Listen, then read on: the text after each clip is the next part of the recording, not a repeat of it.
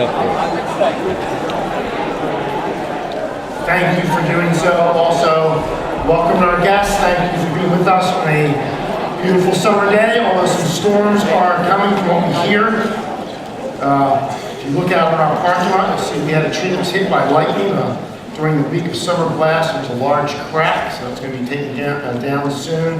So some storms coming through this week, it seems as well.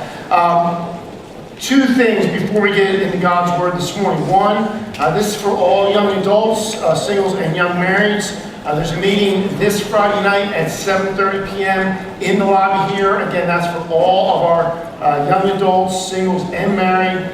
These are really good times to draw together, to hear God's Word, to experience fellowship with one another, to have a great evening together, and also a great opportunity to invite people out to. So during the summer, who might you see this week and say, hey, there's a group of us meeting on Friday night, why don't you come out? So please think about who you can invite out as well. So that's a Resolve meeting for young adults this Friday at 7:30 p.m. The other thing I want to mention to you is, and this is by prayer request, we have some people in real need, and I know there are many people in need. I want to highlight these two. Larry Flood is in the hospital right now, in Lourdes Hospital. He is in very serious condition, so please be praying for Larry. And also Bill Ansenor, if you've not heard this word yet, is facing really major surgery regarding his neck, and that's, I think, scheduled for August 5th or 6th. This is serious surgery. They're saying very serious things to Bill. He's got to be careful. You wouldn't want to bump Bill right now. That's how vulnerable his neck is to going into really a very severe injury. So he has to be careful driving, walking, just any kind of stumble. So please pray for Bill, that one, God will protect him between now and the surgery, and then please pray for the surgery to be very effective. It's a very serious neck situation that he is facing. So please lift up Larry and Bill in your prayers if you do that. All right, if you would open up your Bibles to Luke chapter 9. Luke chapter 9. We're going to be reading verses 28 through 36. And as you turn to Luke 9, consider this. Have you ever had what people refer to as a mountaintop experience? A mountaintop experience. We used to attend as a church, and actually, even before our church started, we were attending this at Covenant Fellowship Church, a conference called Celebration. Some of you went to Celebration conferences. We went to, I think, the first 10 or so years of our church history. I think I went to 15, 17 of those in my lifetime. They were what I would call a mountaintop experience. We went away to Indiana, Pennsylvania. We all traveled there. The whole church shut down Memorial Day weekend. We all went out there. It was just a crazy time, a wonderful time. But it was a mountaintop experience spiritually, because the messages that took place were just off the charts. And they inspired you to a great vision of God. The music was phenomenal. You had 3,000 people in the gym singing to God. It was just inspiring. And then the ministry times, as there would be ministry that would take place sometimes long times after meetings, were very meaningful. And I think we always went, and this is a thing we look forward to. We look forward to going, we look forward to being there, and then we look forward to sort of basking and reflecting on our time there. It was a mountaintop experience for us, and our family. I think anybody who went to Celebration, a spiritually mountaintop experience for us. I think youth camps become like that for us as a church. And not just for the youth, by the way. I don't think it's just the youth that have a mountaintop experience at youth camp. I think the adults that go have the same thing. And not just because they see what God's doing in the youth, but what God's doing in their own lives. And I think it has that feel. We'll have a couple hundred people going away to youth camp in a couple of weeks. And it's, I think every year when I go there, I'm like, oh, this is just an amazing experience. God, how can you top that next year? And not top it through activities, but just spiritually. And he always does. He exceeds my expectations every year. Youth camp is a mountaintop experience. And here's what I want to say about these experiences. They're good. You know, sometimes we'll say, oh, it's just an emotional experience. I don't think so. Okay, celebration was not just an emotional high. Youth camp isn't just an emotional high, a spiritual high. I think it's a real experience. It is a real mountaintop experience. And I think God wants to give us mountaintop experiences. And I think it's meaningful, it's good, and those experiences impact us. They help form who we are. The challenge is this: we don't get to stay on the mountaintop. We don't get to stay. We have to come down and live life. It's a challenge going to youth camp, because it can become a spiritual high, but then what happens when you come back and you have to live life in your family, with your parents and your siblings? And life doesn't have a worship team that follows you around in those moments, you know? And all of a sudden, the spiritual experience can, you're now living in the mundane of life.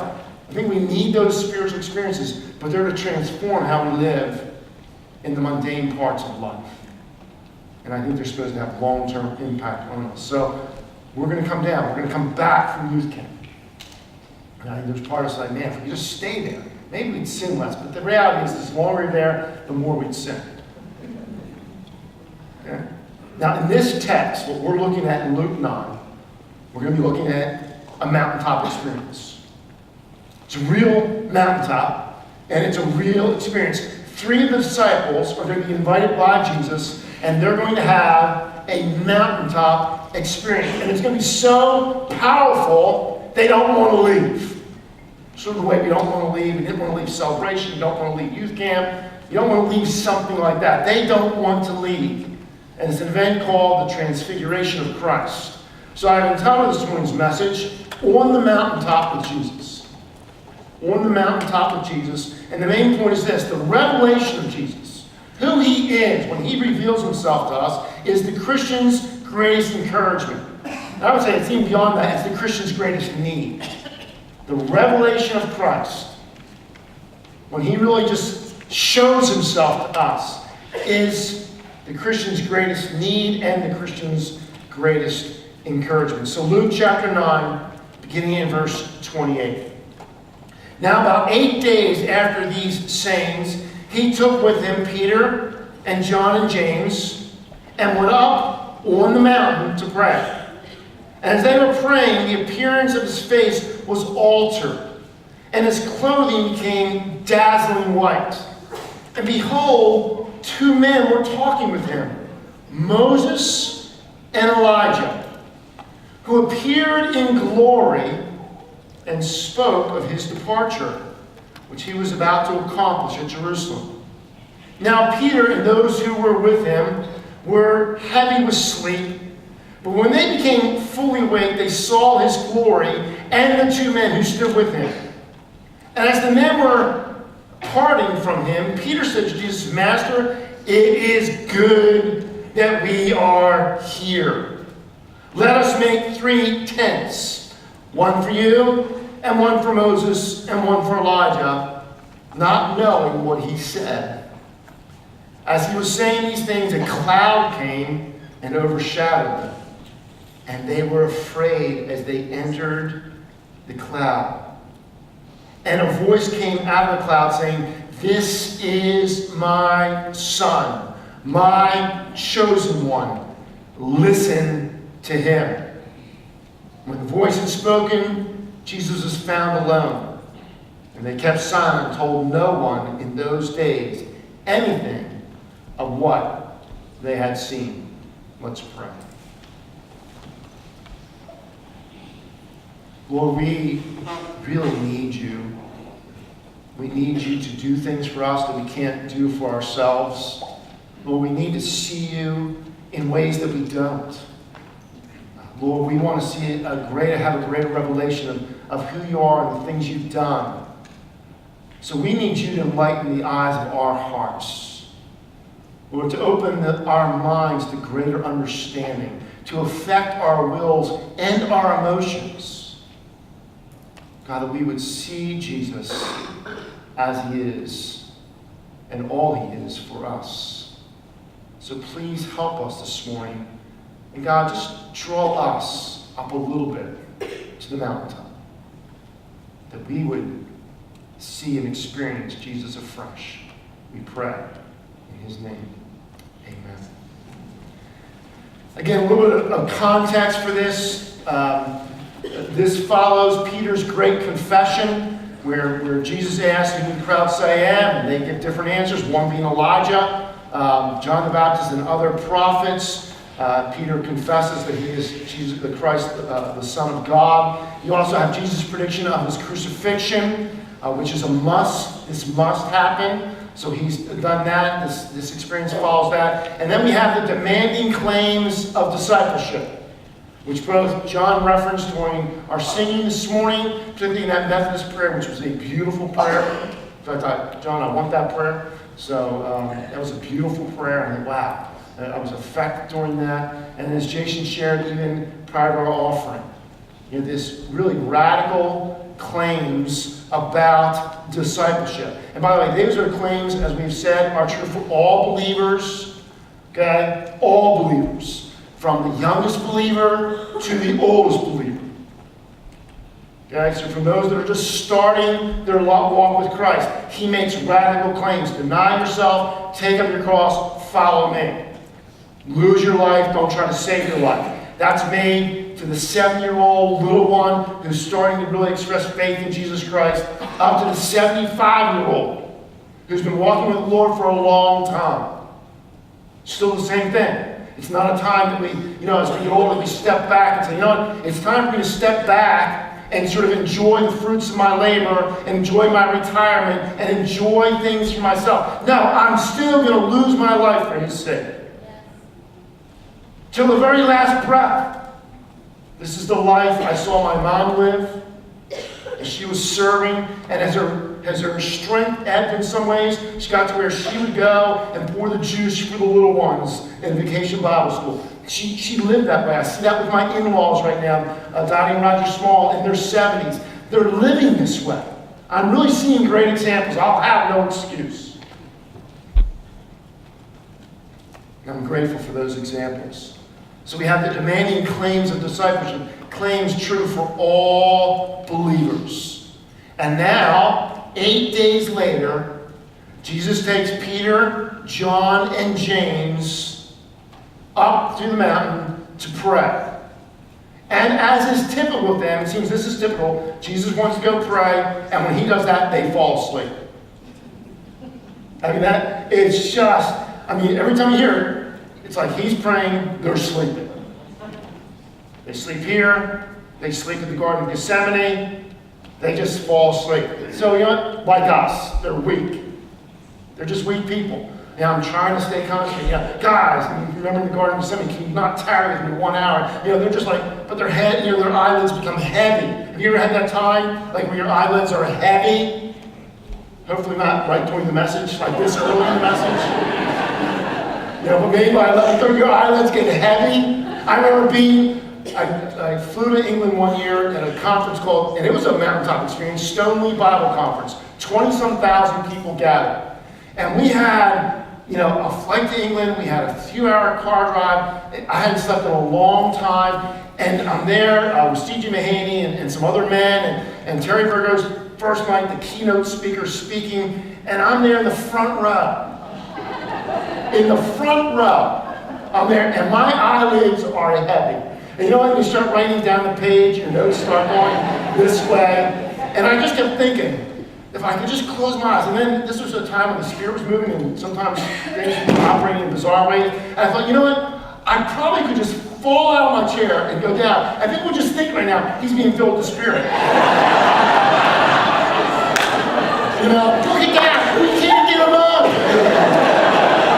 That's right, I'm here, just out, slain, maybe sleeping, And the disciples, they're sleeping. He's praying. Thank God that Jesus prays. Thank God he prays for us. He prays for us. So he's praying, they're sleeping. As he's praying, he's transfigured. Look at verse 29. He's transfigured. And as he was praying, the appearance of his face was altered, and his clothing became dazzling white. Now, the transfiguration is recorded in the first three Gospels, Matthew, Mark, and Luke. It's an important event. Listen to how Matthew records it in Matthew 17, verse 2. He says this, "And as he was transfigured before them, and his face shone like the sun, and his clothes became as white as light." This is a dramatic alteration. This is a transfiguration. He is appearing completely different. This, folks, is hard to capture. Think about this. I'm describing someone, their face is like the sun. Their clothing's like light. You know, we have all digital cameras right now, but think about the old days when the big flash bulbs. Just think about staring at that, and they flash you, and you don't. That's Jesus' face. It's becoming bright like the sun. You don't look directly at the sun. And it's bright. And his clothes in the same way. I mean, how do you capture that? I mean, I wouldn't want to, I have some lights that shine. But you know, if I stare into that light, and it's just a light, you know, that's Jesus. Something dramatic happens. And it's this, in a way, this sense. The curtain is drawn back for a moment about his glory. Prior to this, his glory is cloaked. He just looks like a man. He was born as a baby. He grew up, probably worked with his dad, carpenter. He's hanging around with other guys. He has the appearance of a man. Philippians 2. But that's cloaking something of much greater reality. And that's that he's God. And in this moment, the curtain's pulled back. Sort of the opposite of the Wizard of Oz. Remember the Great Oz? I remember seeing this as a little kid, and it was terrifying. You know, the witch, and then the monkeys, and then that just, you know, and then the great and terrible Oz. And then you pull the curtain back, and it's just a little old man. You know, there's no majesty. Jesus is just the opposite. The man appears to have no majesty. When the curtain gets pulled back, oh my, what a difference. And that's the reality. The man is cloaked. That's not the reality. Oh, he's fully man, but this was more than the coming into the fully God place. So he's transfigured. And not only is he transfigured, two men show up. Moses and Elijah show up. These are two of the great figures of the Old Testament. They really represent the law and the prophets. Jesus comes to fulfill the law and the prophets. Nothing will be undone from the law and the prophets until it's been fulfilled. So these are two great figures of the Old Testament. They represent significant things in the Old Testament. And at this point, Peter and the others wake up. Okay? So this is all taking place. So here's Jesus, his appearance, face was altered, comes like the sun, his clothing became dazzling white. Two men were talking with him who also appeared in glory. So there's something about them that's different as well. They appeared in glory. They're speaking about something. And now in verse 32, Peter and those who were with them were heavy with sleep, but they become awake and they're observing Jesus transfigured, and they're observing a conversation he's having with Moses and Elijah. They're overhearing this. They're listening in to that conversation. And then try to imagine them. Try to imagine yourself in this place. You know, I'm waking up, getting my bearings. Okay, it's bright. Here's Jesus. There's two other guys here that did not come up the mountain with us. And as I'm, somehow, I don't know how they figured it out, but they realized, because they wouldn't have had pictures of Moses and Elijah, they realized this is Moses, right? The great figure in the Old Testament, the deliverer, the mediator, and Elijah, the great prophet. And we're here. I mean, folks, we need a sanctified imagination. What would you do in that place? I mean, what if Moses and Elijah walked out on stage right now, and you knew it was really them and not special effects? I'm guessing if your eyes were a little droopy right now, they wouldn't be. I'm imagining things would change pretty rapidly. I'm imagining for some of us, we'd be a little nervous. I mean, you might say it'd be neat. I don't know about you, I think I'd be afraid. If those two guys walked on stage right now, if Paul walked on stage right now, somebody's going to, wow. Well, that's what they did. It's just too much for them to handle. They are afraid. We know from other accounts that they were afraid at seeing this. And Peter, who I don't think was ever taught the phrase silence is golden, he blurts out. Okay? He blurts out, as you would expect him to do, in verse 33. He says this, and then it looks like these men are beginning to depart. Are they walking away? Are they going up into heaven? But they discern they're departing. Peter blurts out, Master, it's good that we're here. Let us make 3 tents, one for you, one for Moses, and one for Elijah. Sure, not knowing what to say, I'll just say something. Okay? And so he speaks. And what he doesn't want anybody to leave. It's good that we're here. He doesn't want to leave the mountaintop. This is an experience he wants to bask in a little bit. I think he's afraid, but what intrigue. What intrigue to the conversation, what intrigue to the personalities involved, what intrigue to see Jesus different than he's ever seen him before. He doesn't want to leave. And if that's not enough, look at what happens next in verses 34 and 35. If you don't think his mind's blown away, these guys are already a little bit unstable, look what happens in verse 34 and 35. As he was saying these things, hey, let's stay and create these 3 tents. They were tabernacles, and some people can think he was creating a feast of tabernacles paradigm there for them. And, let's stay here. And as he was saying these things, a cloud came and overshadowed them. So now a cloud descended upon the mountain, and they were afraid as they entered the cloud. And I don't think you get this as a nice wispy cloud. This feels like a thunderstorm, right? This feels like something massive and majestic. And a voice came out of the cloud, okay? Think about hearing a voice coming out of the cloud. And a voice came out of the cloud saying this is my son, my chosen one, listen to him. And the moment the voice stops, Jesus is found alone, and everything's changed. And he's back to being clothed again in humanity. They are undone by all this. They don't repeat this story until after the resurrection. Actually, from the Mark account, Mark 9:9, they were told not to talk about this until Jesus was raised from the dead.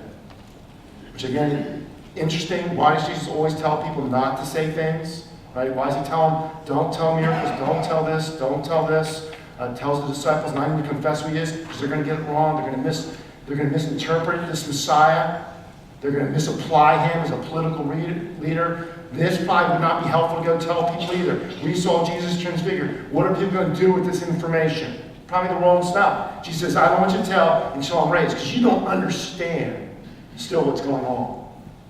So he tells them, and they don't. They don't tell the story until after the resurrection. So 2 questions I want us to look at this morning. That's the story. First question, what did Moses and Elijah talk about with Jesus? It's in there. What did Moses and Elijah talk about with Jesus? Look at verse 30 and 31. Behold, 2 men were talking with him, Moses and Elijah, who appeared in glory. Now here's the key, and this really is a major part of the text, okay? And spoke of his departure, which he was about to accomplish at Jerusalem. What are they speaking about? They're speaking to Jesus about his departure. That's the crucifixion. This is what's most important to Jesus. This is what he tells them after Peter's great confession. What's he talk about? The crucifixion. We're going to find in the next account, after he heals a boy from demon possession, what's he going to talk about? The crucifixion. You're going to find that now in Luke. All the time. He's going to talk about the crucifixion. This is what preoccupies him. This is where his life is heading. So what are Moses and Elijah talking about with Jesus? His crucifixion. Imagine this conversation. All they had taught, all they had prophesied, all they had foreshadowed, all pointed to Christ and what he would accomplish on the cross. And this idea of departure, the Greek word is the Greek word for exodus. That's what's used here. Exodus. They're talking about Jesus' exodus. His exodus. And what's the exodus? Well, God's deliverance of God's people. And that's what they're talking about.